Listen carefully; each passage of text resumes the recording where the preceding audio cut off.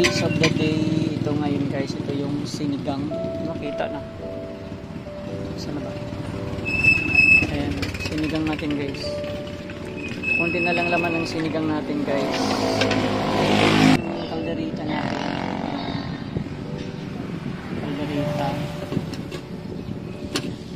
Ito naman yung pork stick natin.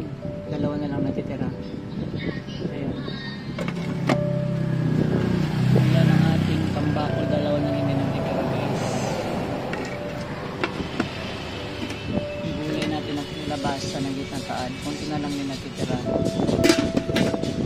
Ito namang adobo natin naman.